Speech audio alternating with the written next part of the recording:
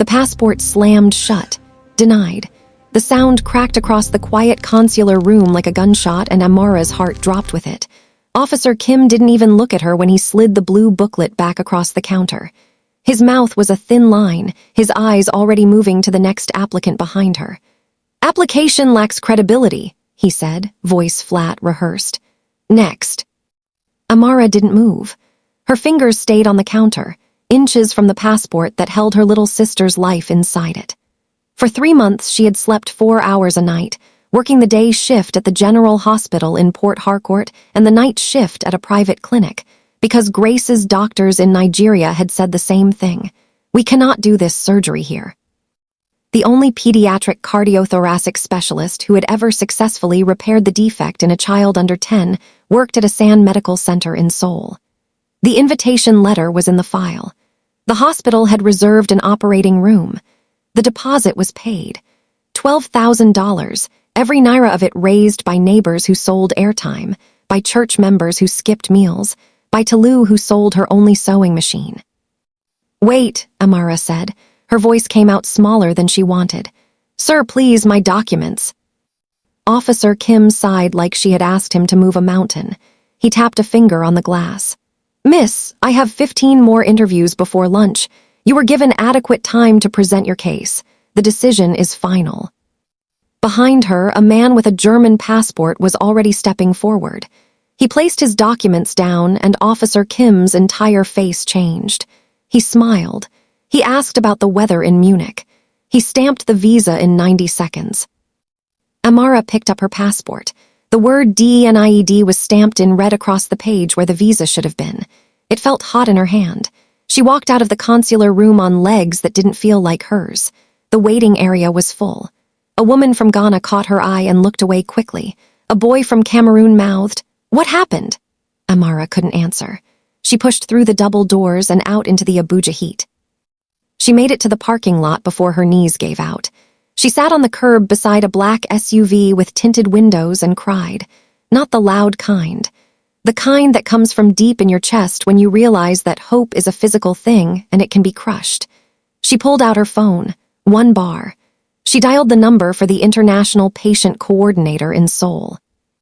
"Miss Ademi," the woman's Korean accent was gentle. "We received the embassy's update. Without the visa, we cannot hold the surgery slot past tomorrow at 5 p.m. Seoul time. I'm so sorry." Amara closed her eyes. Grace was 9. She had a laugh that sounded like wind chimes. She had asked Amara that morning, "When I wake up after the doctor fixes me, will I be able to run?" Amara had promised her. She had promised. "Can we appeal?" Amara asked. "There is an appeal process, but it takes a minimum of 14 business days," the coordinator said. "I wish there was something else I could do." Amara thanked her and hung up. She opened her passport again, stared at the red stamp. She thought about going back inside, about getting on her knees, about screaming. Talu had warned her. "Korean embassies are the worst for us," she had said 2 weeks ago while they packed the documents. "They think every African wants to japa and disappear, take extra proof, dress like you're going to a bank job." Amara had taken extra proof. She wore a blazer. She had brought her employment letter, her leave approval, her nursing license, her bank statements, her property deed, the hospital invitation, the sworn affidavit from the surgeon, a letter from the Ministry of Health. Officer Kim had flipped through them for less than a minute. The black SUV's door opened. Amara didn't look up until a pair of polished leather shoes stopped in front of her. She raised her head. A man in a charcoal suit stood there. He was not tall, but something about the way he held himself made the air feel heavier. His hair was streaked with gray at the temples. Behind him, 2 other men in suits stood with their hands clasped in front of them. They were not embassy staff. Embassy staff didn't look like that. "Are you hurt?" the man asked. His English was precise. His eyes were on the passport in her hand. Amara shook her head and stood quickly, wiping her face. "I'm fine, sorry." He didn't move.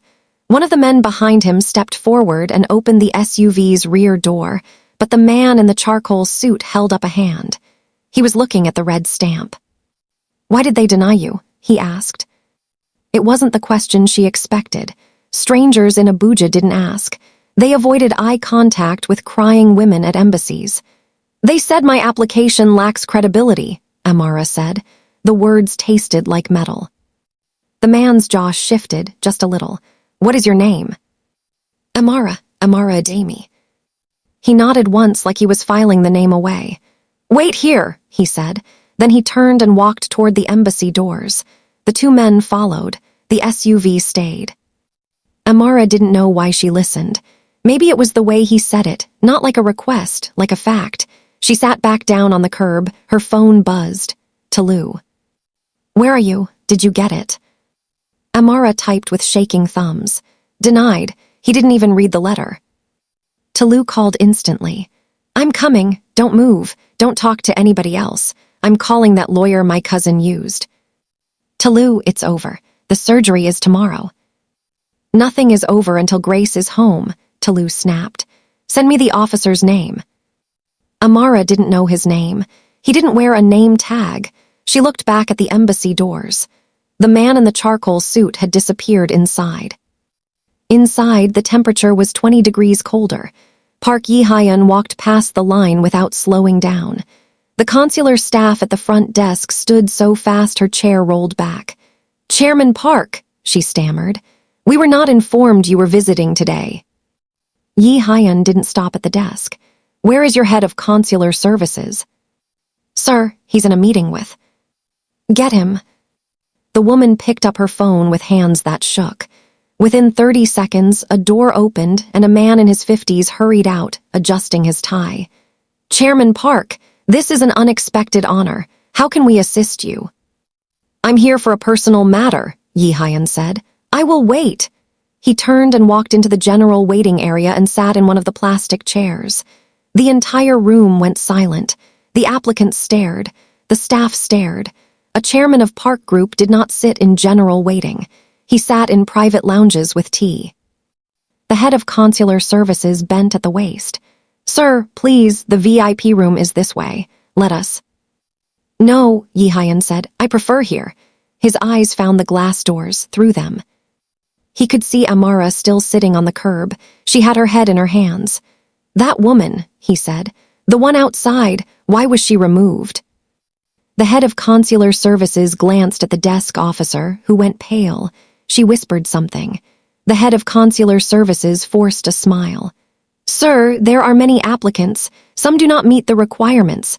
I can have someone prepare a report." "Now," Yi-hyun said. The desk officer ran to the back. She returned with a file and an officer in a navy uniform, Officer Kim. He stopped when he saw Yi-hyun and his face lost color. "Chairman Park," Kim said, bowing too low. "It is an honor." Yi-hyun opened the file. He turned each page slowly. Employment letter, bank statements, property deed, hospital invitation from Asan Medical Center signed by Professor Lee Min-jun, sworn affidavit, Ministry of Health endorsement, return flight booked, hotel paid, every box checked, every requirement exceeded. He closed the file. "You denied her." Kim's throat moved. "Sir, the risk assessment." "What risk?" Yi-hyun's voice didn't rise. That made it worse. "She is a licensed nurse. She owns property. She has a job to return to. She is bringing a child for life-saving surgery. The hospital confirmed. The ministry confirmed. So tell me, Officer Kim, what risk?" The waiting room had gone dead quiet. The German man from earlier was watching. The Ghanaian woman was watching. Kim tried to smile. "Sir, with applicants from certain regions, we must be cautious. It is policy to." "Policy," Yi-hyun repeated. He stood. Kim flinched. "Bring me the written policy that says a black woman with full documentation should be denied for a medical visa." "There is no specific." "Bring her back," Yi-hyun said. "Now." Kim looked at the head of consular services, desperate. The older man would not meet his eyes. One of Yi-hyun's men was already moving. He walked through the doors and out into the heat. Amara looked up as his shadow fell over her. "Miss Adami," he said, "please come with us." Fear shot through her first. Was she in trouble? Did they think she caused a scene? She stood on weak legs. "I didn't do anything wrong." "I know," the man said. "Please." She followed him back through the doors. The air conditioning hit her skin. Every person in the waiting area was staring. Officer Kim was standing in front of the man in the charcoal suit. He looked like he might be sick. "Amara Ademi," Yi Hyun said. She jumped at her name. He was not looking at Kim anymore. He was looking at her. "Do you know me?" She shook her head. "No, sir." He reached into his jacket and pulled out a photograph. It was old, creased, the colors faded. A young Korean man in a bloodied shirt, half conscious, being carried by a Nigerian man in a blue security uniform. The hospital in the background was Lagos University Teaching Hospital. 15 years ago, Yi Hyun said, "I was in Lagos. I was not a chairman then. I was collecting a debt for my uncle. I was stupid. I got stabbed. This man," he tapped the Nigerian man in the photo, "found me in an alley. He carried me 2 kilometers to the hospital. He stayed until I woke up. He refused money. He told me, 'We help people because it is right, not because we will be paid.'" Amara's breath stopped. The man in the photo, the smile, the uniform. "That's my father," she whispered. Yi Hyun nodded. "He saved my life. I have been looking for him for 10 years. I found out 3 years ago that he passed. I came to Nigeria to pay respects to his family, but I only had a first name and a hospital. Then I saw you crying on my curb." The room was so silent Amara could hear the air conditioning. Officer Kim made a sound in his throat. Yi Hyun turned to him. "You denied the daughter of Joseph Ademi, the man who taught me that power means nothing if you use it to crush someone weaker." He placed Amara's file on the counter. "You will approve her visa, now, and then you will write your resignation." Kim's mouth opened. "Chairman Park, I was following." "You were following your bias," Yi Hyun said, "and you will follow it right out of this embassy." He looked at the head of consular services. "Or I can call the Minister of Foreign Affairs and show him the video my men took of your officer telling Miss Ademi that people like you don't come back." Kim's face went white. He hadn't seen anyone filming. Yi Hyun pulled a pen from his jacket. He uncapped it and held it out to Kim. "Approve it." Kim's hand shook when he took the pen. He pulled Amara's passport toward him. He flipped to a clean page. His stamp hit the paper. Approved. He signed it. He slid it back across the counter like it burned him. Amara couldn't move. Yi Hyun picked up the passport and handed it to her. "Your sister's surgery is tomorrow at 8 a.m., he said. "My plane leaves in 2 hours. You will be on it." "I can't," Amara started. "The cost." "Your father refused my money," Yi Hyun said. "I will not insult him by letting his granddaughter die because of a stamp." He looked at Kim one last time. "You have 1 hour to clear your desk." He walked out. Amara followed, clutching the passport. Outside, the SUV door was open. Talu was running across the parking lot, her face frantic. She stopped when she saw Amara, then saw the men in suits, then saw the passport in Amara's hand. "You got it," Talu breathed. "How?" Amara couldn't explain. She just grabbed Talu and hugged her. "Grace is going to live," she whispered. "She's going to live." 12 hours later, Amara was holding Grace's hand in a pre-op room at a San Medical Center. The walls were white. The machines beeped softly. Grace was in a hospital gown that swallowed her, but her eyes were bright. "You came back with me," Grace said. "You promised." Amara kissed her forehead. "I promised." Professor Lee came in, smiling. "The chairman's office has cleared everything. We are ready when you are." Yi Hyun was not in the room. He was in the hallway, on the phone, making sure the best pediatric anesthesiologist in Seoul was on her way. He did not go in. He had done what he came to do. The surgery took 6 hours. Amara prayed for every minute. Talu prayed with her on video call from Port Harcourt. When Professor Lee walked out and pulled down his mask, he was smiling. "She is strong," he said. "Like her sister, she will run." Amara collapsed into a chair and sobbed for the second time that day. But this time, it was different. 1 week later, she stood at her father's grave in Port Harcourt. The headstone was simple. Joseph Ademi, beloved father. The rain had stopped. The ground smelled clean. Yi Hyun stood beside her, hands in his pockets. He didn't speak. He bent and placed a white lily on the grave. Debt paid, he said quietly. Thank you, sir. Amara looked at him. Why did you sit in the waiting area? You could have called the minister. You could have sent someone. Yi Hyun watched the clouds. Because your father didn't save me in a private room. He saved me in an alley, on the ground. If I was going to repay him, I would do it where people could see. 6 months later, Grace ran. Not far, not fast, but she ran across the compound, her arms pumping, her laughter sounding like wind chimes again. Amara caught her and spun her around. The foundation office was small. It had 2 desks, 1 printer, and a wall full of photos.